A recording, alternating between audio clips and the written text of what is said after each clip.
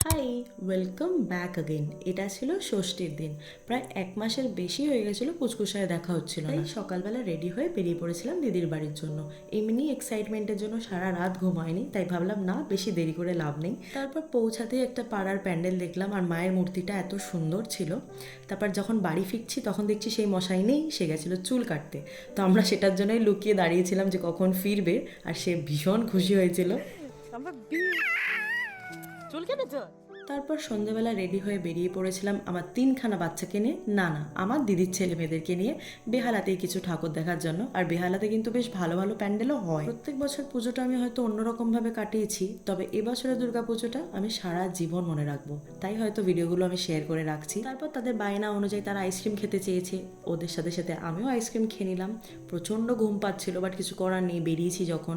আর ওদেরকে নিয়ে হাঁটা মানে খুব ডিফিকাল্ট ছিল, আমিও ঠিক মতন প্যান্ডেল দেখতে পাচ্ছিলাম না। আর জানো তো, ছোটোবেলা থেকেই সব বন্ধুরা মিলে বেরোতাম রেডি হয়ে, একসাথে ঠাকুর দেখতে যাওয়া, লাইনে দাঁড়িয়ে ঘেমে স্নান হয়ে গিয়ে।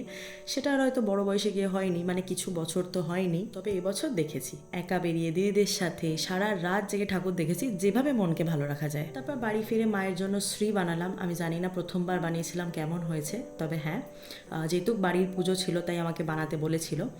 আজকের জন্য এখানেই শেষ করছি ভিডিওটা। কেমন লাগলো অবশ্যই জানিও। দেখা হচ্ছে নেক্সট ভিডিওতে। বাই।